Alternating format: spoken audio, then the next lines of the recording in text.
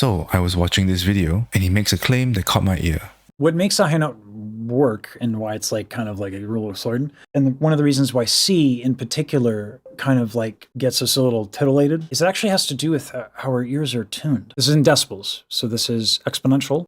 We don't hear very well down here, and then all of a sudden now we hear very well down here, or up here rather. But this really starts ticking up right around like 1K, right? So the fundamental frequency of a C6, that fundamental frequency is 1046 hertz, looks like. And then a D6 is 1174 hertz.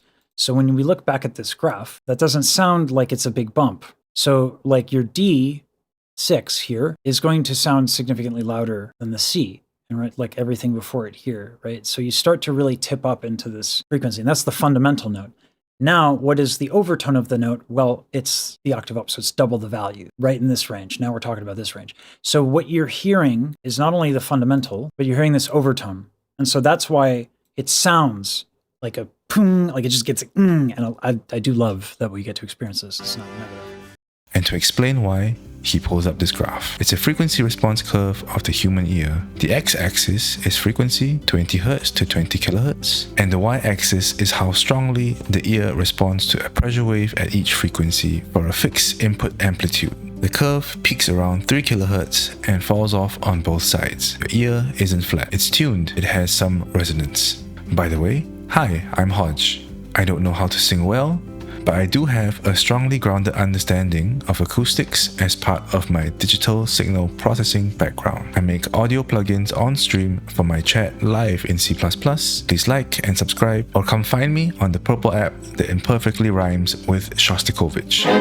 So the point he makes goes something like, if a singer produces two notes at the same physical intensity, the higher one, being closer to that 3 kHz peak, will sound louder to the listener. Each semitone up gets a little perceptual boost for free. And there's a deeper version of this graph that makes the point even stronger.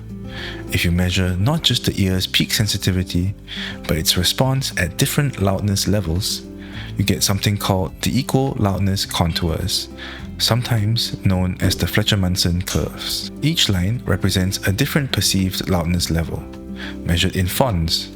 At low frequencies, the lines are bunched together.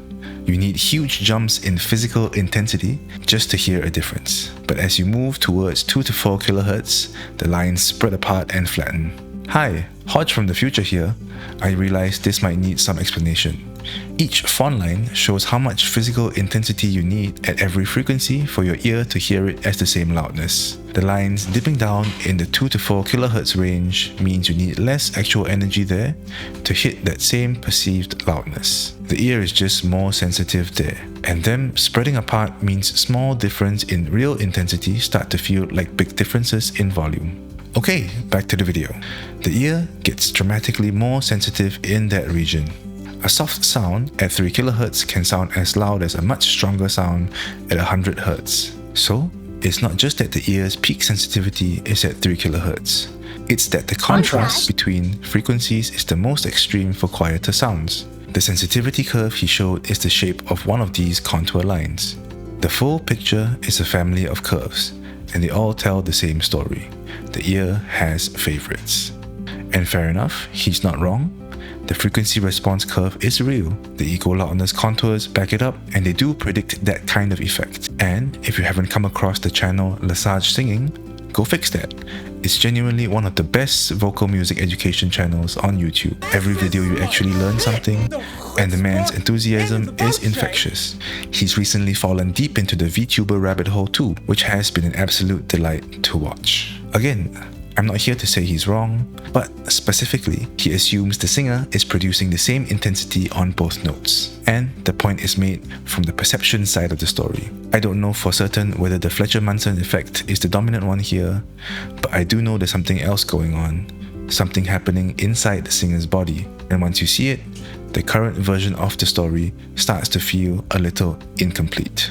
More so, I'm trying to shed more light on the story, and honestly, it might make the whole thing more confusing, not less. To explain, I need to take you inside the plumbing, and this might get a little math heavy at times. So for a content warning, there will be math, but only for a short time. I'll allow those who are interested to pause the video to read more. Editor, roll the cutscene please. Here's the intuition that most people have about the voice. Your vocal cords vibrate, and that vibration is the sound you hear. Different shapes, different sounds, the cords do the work. That's wrong, or at least it's only half of the story. And it's the less interesting half. Your vocal folds do vibrate. They open and close in a rapid cycle, chopping the airflow from your lungs into pulses of pressure. But the sound they produce on their own? Here's a simulation using the Rosenberg glottal pulse model, a lumped parameter model of the airflow through the glottis. The waveform has two phases. During the opening phase, airflow rises as a half cosine over time, and during closing, it falls off. Here, T sub P and T sub N are set by two parameters, the open quotient and the speed quotient. One of it relates to the fraction of each pitch period where the glottis is open, and the asymmetry between opening and closing. That asymmetric pulse, repeated at the fundamental frequency, is all the vocal folds contribute. It's a harsh, nasal buzz, no vowel, just a raw harmonic signal that falls off at about -12 dB per octave, each harmonic weaker than the last. Here's the thing, that buzz is the same regardless of what vowel you're about to say. The folds don't know and don't care whether you're saying ah or e, they just buzz. So, where do vowels come from? They come from the plumbing. The column of air sitting above your vocal folds, from your glottis up through your throat, across your mouth, and out past your lips is a series of connected tubes. Pharynx, oral cavity, lip opening, sections of a pipe with different widths stacked end to end. Like any plumbing, it has resonant frequencies. Think of blowing across the top of a bottle. That ringing tone is the air inside vibrating at a frequency set by the bottle's shape and volume. Your vocal tract works roughly the same way, except this bottle has a complicated asymmetric shape, so it doesn't ring at one frequency, it rings at several. Frequencies near a resonant peak pass through the tube efficiently. Essentially, they get a free ride. Frequencies far from any resonance get attenuated. The tube is a filter, or an EQ, for some of you guys that might think of it that way. It takes the flat, featureless buzz from the vocal folds and sculpts it into something with shape. A perfectly uniform tube, with the same width the whole way, resonates at predictable intervals. For 17 centimeters, that's about 500 Hz, 1500 Hz, 2500 Hz. But your vocal tract isn't uniform, your throat is narrower here, your mouth is wider there, your tongue is doing something in between. Each shape produces a different set of resonant peaks, not to mention your nasal cavity. Those are what determine the vowel. Change the shape, you change the peaks, you change the vowel. Constrict the pharynx and open the mouth wide, the first peak rises and you hear an ah. Push the tongue forward and high, different peaks, and you hear e. These resonant peaks keep coming up, so they have a name, formants. F1, F2, F3, and so on. The first two, F1 and F2, are the ones that your brain mostly uses to tell vowels apart. They're the ones that contribute the majority of the information in a fingerprint. This framework, buzzy source goes in, shaped plumbing filters it, vowels come out, is called the source filter model. Swedish speech scientist Gunnar Fant formalized it in 1960. Buckle your seatbelts. The vocal tract is modeled as n cylindrical tube sections. Each with some length and a cross-sectional area is described by a set of cascaded 2x2 transfer matrices. For the fun of it all, I will flash the math and then try to talk through it with a little fun animation as a challenge to myself to animate it. For each section, we have some wave number, which is how many wave cycles fit per unit of distance with viscothermal loss terms, and a characteristic impedance. We also have some transfer function from the glottis to lips, and from lips outward. We call this last one lip radiation. All that to say, source times filter times radiation, 3 terms multiplied. A source that doesn't know what kind of vowel it's making, and a filter that doesn't care what pitch it's set at. They're independent, and that independence is what makes vowels work, but it's what also breaks them. Let's hear what the simulation produces. Same Rosenberg source, same plumbing model, an open vowel at 130 Hz. The Tract configuration uses a narrow pharynx and a wide oral cavity. Our model theoretically produces an R, but through a 3-tube approximation, it comes out sounding more like a rounded, throaty R. Hodge from the future here. Small note, the plot's x-axis is in linear frequency spacing instead of the log spacing that some people are more used to seeing. It works better for these sorts of analysis. At 130 Hz, the harmonics are spaced 130 Hz apart. The number of harmonics below a given frequency is just the current frequency divided by the fundamental. Below 4.5 kHz, that's over 30 harmonics for the plumbing to sculpt. The formant peaks pass some harmonics through and attenuate others, carving out a detailed spectral shape. Your ear decodes that shape and you hear the vowel. Now let's go up, doubling the pitch to 260 Hz. We get half the harmonics. The sculpting is coarser and there are fewer lines for the transfer function to shape. But it still works. You can still hear the vowel. Let's keep going. Now, only about 8 harmonics below 4.5 kHz. Think about what that means for the first formant. F1 for most vowels sits somewhere between 3 to 800 Hz. At 520 Hz, the fundamental is already inside that range. The peak that defined the vowel has nothing to filter. This is where the problem arises.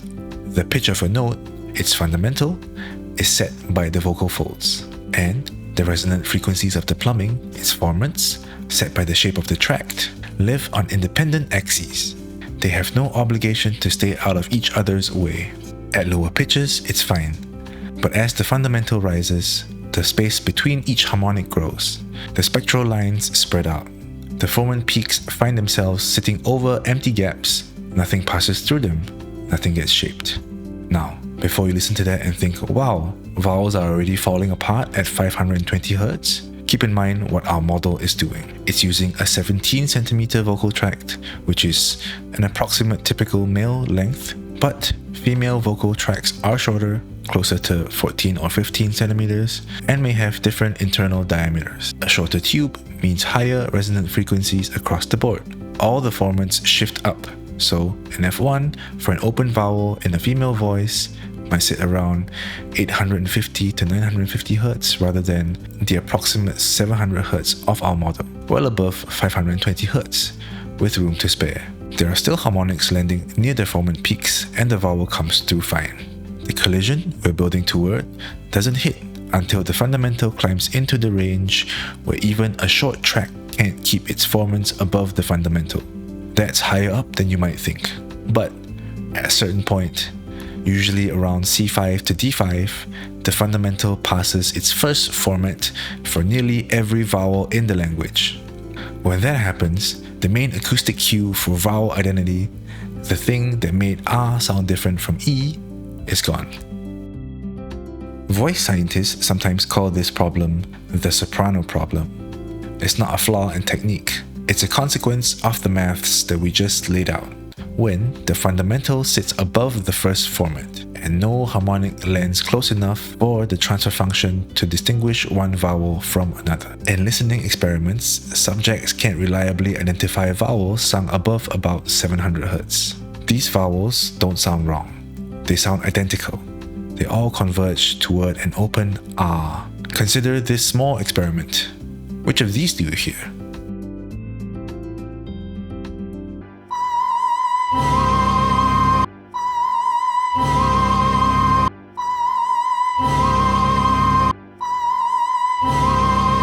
Let's also hear it in our simulation. Here it is running the same vowel configuration through the model, with the fundamental stepping up from about 130 Hz to 800 Hz.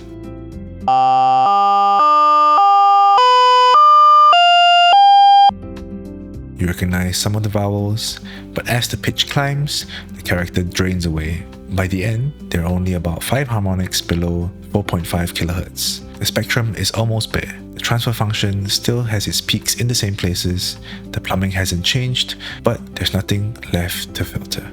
So what do singers do about this? Well, they certainly don't fight it.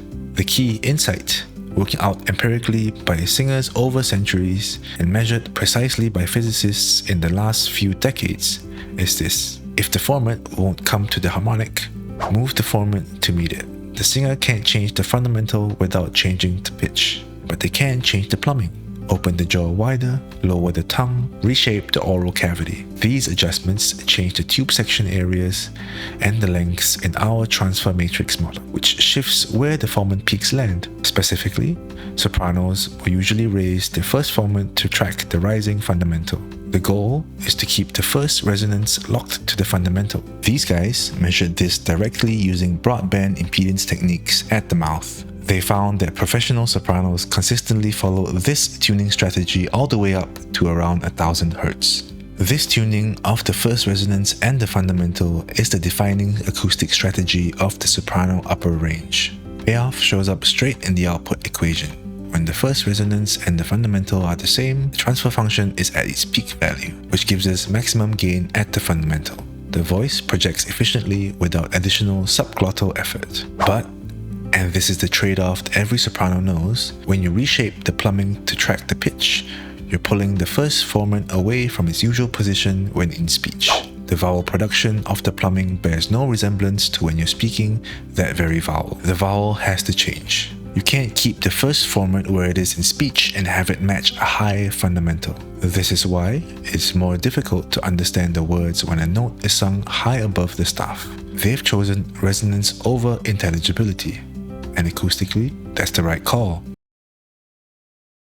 There's one more layer to this that doesn't show up in any spectrum plot. When a harmonic and a formant align, a standing wave inside the plumbing is at its strongest. That means higher acoustic pressures in the tissues of the throat, palate, and face. Pressures that the singer can physically feel. Teaser showed that this goes deeper than sensation. We briefly mentioned acoustic impedance earlier. It appears as the big Z or Z in the transfer matrix equations. But we didn't stop to say what it actually is, and now we kinda need to. You might have heard the word impedance in electronics. It's what determines how much current flows for a given voltage. A resistor has impedance, a speaker has impedance. It's the ratio of the driving force to the resulting flow. Acoustic impedance is the exact same idea, just with different quantities. Instead of voltage and current, it's sound pressure and volume flow. A narrow tube section has high impedance, and a wide section has low impedance. This is why Lesage uses a small straw for warm-up. Lots of pushback per unit of airflow. This is what the Z or Z was telling us earlier. The narrower the pipe, the higher the characteristic impedance.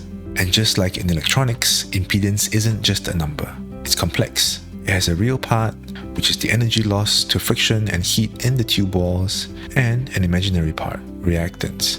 In the vocal tract, the reactance is what does something. It pushes back with a phase shift, either helping or opposing the thing that's driving the system. And that's where it gets really interesting for the singer. When the fundamental sits below a resonance, the reactance of the air column above the glottis is inertive or positive.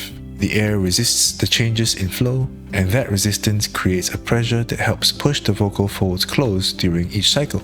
It's like the air is doing some of the work for you. Quantitatively, this lowers something called the phonation threshold pressure, the minimum subglottal pressure needed to sustain vibration. This is directly related to the singer feeling at ease. But here's the flip side, and this matters for where we're heading. When the fundamental sits just above the same resonance, the reactance flips the sign, becomes compliant. The air column no longer assists the folds, and power output drops, and the plumbing goes from helping to hindering, depending on which side of the resonance the fundamental lands on. But there's a physical ceiling. You can only open your mouth so wide. The first resonance maxes out at about 1.3 kHz. So what happens above it? Some sopranos switch strategies entirely. Instead of tracking the fundamental with the first resonance, they lock it to the second resonance. With different articulatory adjustments, the tongue body moves, the pharynx narrows, the lip rounding changes, a different set of values in the transfer matrix, a different acoustic mechanism. And the transition between strategies? Well, these guys found that for some singers it's abrupt. From one note to the next, they jump from tuning the first resonance to the second, but it gets more specific than that. These guys use dynamic 3D MRI to watch sopranos sing through this exact range. They printed physical models of the image vocal tracts and measured the resonance frequencies acoustically. For the vowel E in C, the second resonance tracked twice the fundamental. It got a full boost from the plumbing. But from D sharp 6 onward, the second resonance fell below twice the fundamental. That's a single semitone. As a name for this boundary, passaggio.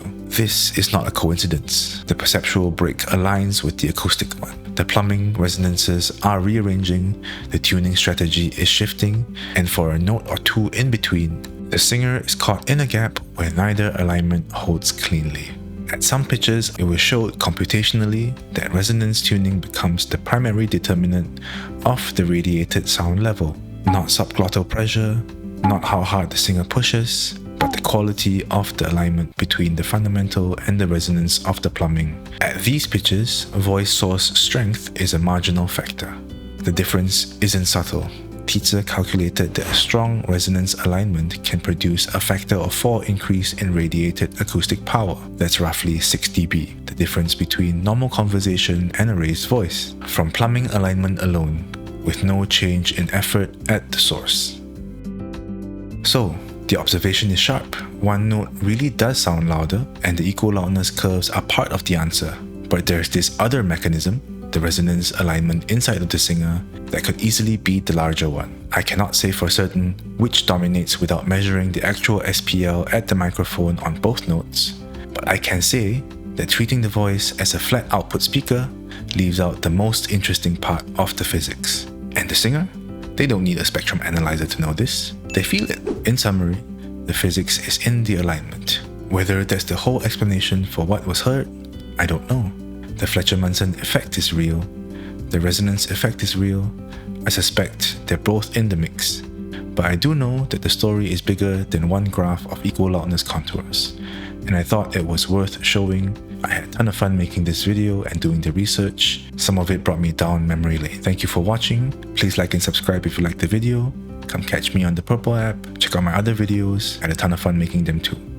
See you!